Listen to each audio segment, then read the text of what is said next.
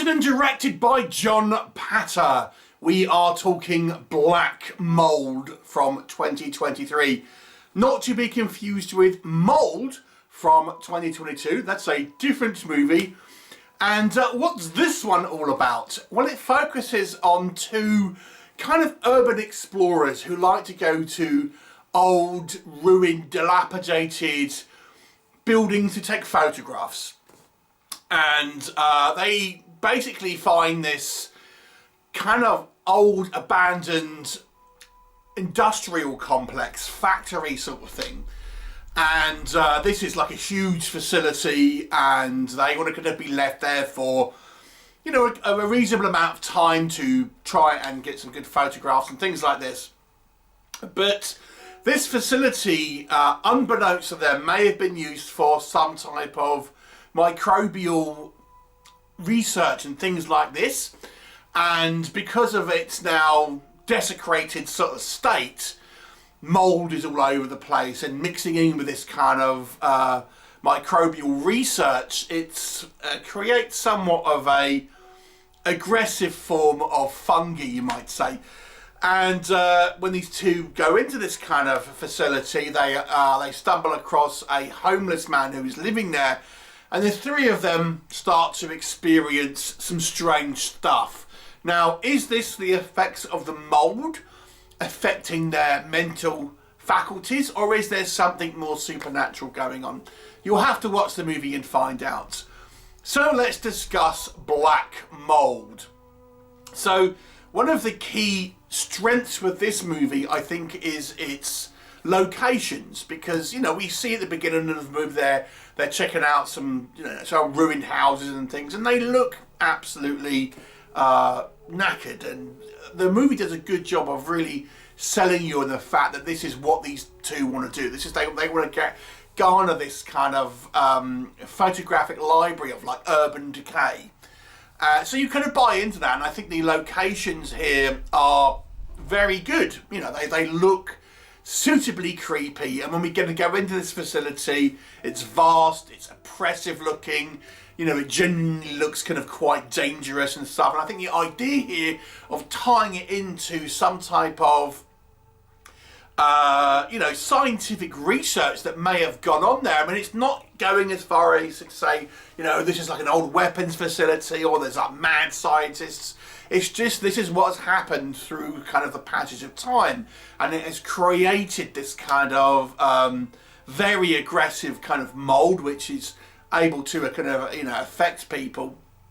So I think it sort of somewhat plays down some of the kind of the more outlandish elements here to have more of a sort of grounded idea in regards to the horrors. And obviously, you know, we have a discussion at the beginning of the movie about various kind of fears that these characters might have, and they might come back to haunt you. And to go hand in hand with that, I think the photography here, again, we got to bear in mind this is a low budget movie, I think does a good job, and the movie's cinematography strikes the right balance between having this kind of dark, oppressive building, but also being dynamic enough where we can kind of be invested in the kind of the visual storytelling that's kind of going on here. So I thought on a technical element, this was you know, a decently put together movie in many ways. And I also have to say, I think the acting is relatively solid here. A small cast, really only 4 characters, and one of them is barely on screen at all. So the cast here, I think, do a good job going through a kind of real gauntlet of different emotions and emotional beats. And I think they did a commendable job in this movie, sort of taking from one extreme to another as the kind of the film goes on. There is some reasonable kind of VFX on display. This is not a massively VFX heavy movie, but when we do see, I think it's done sort of well. Okay, so what doesn't work in this movie's favour? The biggest problem I have this is some of the kind of the dialogue. It's very on the nose. Now, I'm not going to spell things out for you, but the movie kind of does that for you. There's some very awkward moments of dialogue here that kind of is foreshadowing what is going to happen in the rest of the movie. It's like, we've got to set this up. You know, we've got to tell you all about our fears and things like this, and we've got to tell you all about how this kind of airborne, you know, mould can affect, you know, one's kind of psyche and stuff. And it has to be said, even though I think the acting is, you know, relatively solid, some of the dialogue here feels a little unnatural and somewhat ham-fisted at times, with a lot of kind of exposition kind of thrown in because the movie just wants to give us this information because we know it's going to be kind of pertinent later on down in the movie. Now, the other thing I would say, and again, I'm not going to spell it out for you here, but the movie kind of doesn't really bury the lead about what's happening. It's pretty sort of upfront about what the danger is here. And as such, I don't know if it was particularly kind of, you didn't feel like the threat was massively tangible in a way. And you kind of start questioning how lucid people might be, you know, how would they, if people are seeing things, how are they kind of like, in their mind, how are they thinking, okay, I've just seen something which is a bit weird. Am I thinking this is real, or could it be something that is, you know, we've discussed already, and things like this. And ultimately, the movie's about the kind of, you know, these kind of fears and things. And again, I don't know if the movie was particularly kind of thrilling because you kind of know what's happening. It's not trying to be vague, really. I mean, I won't spell it out for you in this review, but the movie really does that for you. So yeah, I didn't know if it was all of that thrilling because there's never a question about what's actually kind of going on, and you're kind of just waiting for the inevitable, and you have to wonder some of the decision making within the movie. Now again, this is not the actors, this is the script here. You know, there's things here that people, you know, would do surely in a situation kind of like this.